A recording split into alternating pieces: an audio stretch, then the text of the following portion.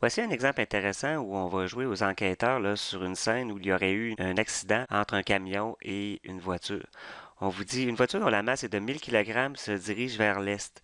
Elle entre en collision avec un camion lourd de 5000 kg se dirigeant vers l'ouest. Après la collision, les véhicules restent accrochés et ont parcouru une distance de 30 mètres vers l'ouest avant de s'arrêter. Si le véhicule lourd allait à une vitesse de 25 mètres par seconde, quelle est la vitesse de la voiture initialement? Le coefficient de frottement cinétique a été évalué à 0,6 entre les pneus et la route. Dans ce problème-là, on va avoir deux parties analysées, c'est-à-dire la partie pendant la collision et la partie après la collision. On vous dit que pendant la collision, nous aurons une conservation de quantité de mouvement car il n'y aura que des forces internes impliquées.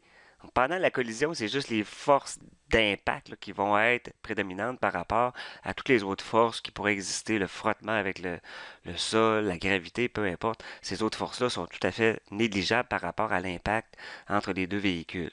On vous dit les autres forces étant négligeables face à l'impact. Qu'est-ce qu'on va pouvoir dire?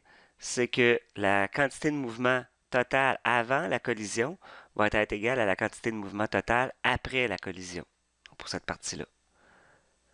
Ensuite, on vous dit, suite à l'impact, les deux véhicules auront une vitesse commune. C'est sûr, ils restent accrochés ensemble. Les deux véhicules vont aller à la même vitesse.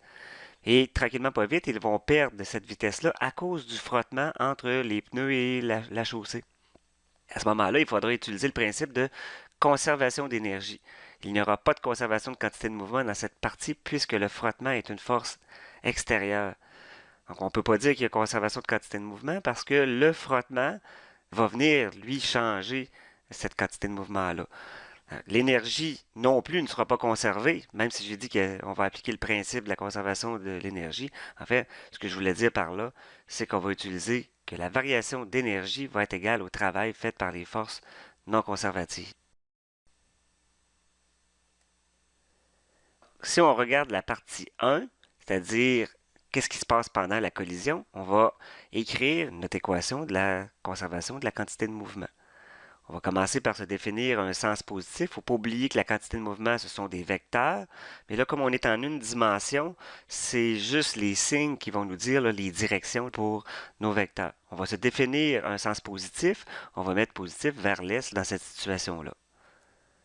On va écrire nos équations. Donc, on va dire que la masse de l'auto fois la vitesse initiale de l'auto plus la masse du camion fois la vitesse initiale du camion va être égale, bon, à la fin, les deux masses vont n'en faire qu'une, ils vont être imbriqués un dans l'autre. Donc, ça va être la masse de l'auto plus la masse du camion fois la vitesse. En fait, nous sommes en présence d'une collision qui va être parfaitement inélastique. C'est pour ça qu'on peut regrouper les masses ensemble fois la vitesse commune qu'ils vont avoir. On peut isoler dans cette expression-là la vitesse de l'auto. On voit que ça va nous donner la masse de l'auto plus la masse du camion fois leur vitesse commune qu'on ne connaît pas.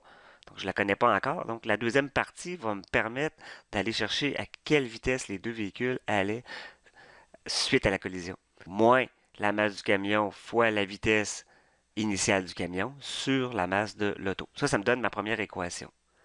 Maintenant, la partie 2. Donc, la partie 2 s'intéresse au glissement des véhicules sur la chaussée lorsqu'ils vont finalement s'arrêter. Ils vont partir avec une vitesse V qui va être commune et jusqu'à temps de s'arrêter. Donc, la vitesse finale va être égale à 0. Dans cette partie-là, on a un principe de conservation de l'énergie où en fait on va dire que la variation d'énergie totale mécanique va être égale au travail fait par les forces non conservatives. Qu'est-ce qu'on a comme énergie initialement? Initialement, ici, ça veut dire immédiatement après la collision. Parce que dans cette partie-là, c'est le glissement entre immédiatement après la collision jusqu'à temps qu'on s'arrête. Donc la partie initiale, c'est immédiatement après la collision. Donc on va avoir une demi fois la masse de l'auto plus la masse du camion fois leur vitesse commune au carré immédiatement après la collision. À la fin, j'ai plus de vitesse, donc plus d'énergie. J'ai pas eu de changement de hauteur, il n'y a pas de ressort dans le problème, donc l'énergie finale va être nulle. S'il y a eu un changement dans l'énergie entre le moment où la collision a eu lieu, après la collision, et le moment où les véhicules vont s'arrêter, c'est qu'automatiquement, il y a eu un travail fait par une force non conservative. C'est quoi dans ce cas-ci? Ben, c'est le frottement entre les pneus et la chaussée. On va écrire l'expression du travail fait par la force non conservative. Ça va être égal à moins la force de frottement fois la distance D. Donc, on perd de l'énergie dans ce cas-là. On réécrit ça. Énergie finale moins énergie initiale. Donc, ça va être 0 moins 1 demi MA plus masse du camion fois V au carré, qui va être égal au travail fait par le frottement. Donc, moins mu C fois la normale. Dans ce cas-ci, la normale, si on fait la somme des forces en Y égale à 0, on va voir que la normale est égale au poids des véhicules. Ça va être égal à MA plus MC fois G. Et bien sûr, fois la distance D. On voit que de chaque côté, MA plus MC peuvent s'annuler parce qu'on les a de chaque côté de l'équation. Et on va isoler finalement la vitesse commune. La vitesse commune va être égale à la racine de 2 mu C fois G fois D. Ça, c'est mon équation 2. Et moi, j'ai rajouté un moins en avant de tout ça. Parce que si je faisais juste isoler le V, ça donnerait une valeur positive.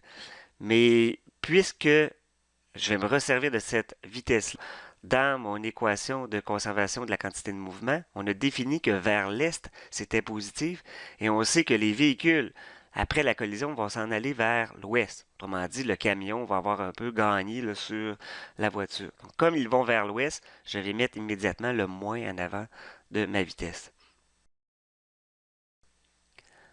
On avait déjà déterminé l'expression de la vitesse de l'auto avant la collision tout à l'heure, c'était notre équation 1, en fonction de la vitesse commune des deux véhicules après la collision, qu'on vient de trouver. Notre vitesse commune, c'est moins racine de 2 mu c g d. C'est notre équation 2. Je vais tout simplement prendre l'équation 2 et l'insérer dans l'équation 1. Je remplace la vitesse par moins racine de 2 mu c g d. Et on définit nos valeurs. On a la masse de l'auto qui était de 1000 kg, la masse du camion qui était 5000 kg, le coefficient de frottement cinétique avait été défini à 0,6. Là, ici, il faut faire attention. La vitesse initiale du camion, j'ai mis moins 25 mètres par seconde. Pourquoi moins 25? C'est parce qu'il se dirige vers l'ouest. On avait défini que vers l'ouest, c'était négatif. Il ne faut pas oublier de le mettre dans notre équation, sinon on n'arrivera pas. Finalement, la distance D était de 30 mètres. Si on vient remplacer les valeurs dans notre expression, on a la somme des masses qui vaut 6000 fois moins la racine de 2 fois 0,6 fois 9,81 fois 30, moins la masse du camion qui était de 5000 fois sa vitesse, on n'oublie pas de mettre moins 25, sur 1000, qui est la masse de l'automobile. Finalement, la vitesse de l'auto sera de 12,2 mètres par seconde. La vitesse de l'automobile juste avant la collision était de 12,2 mètres par seconde.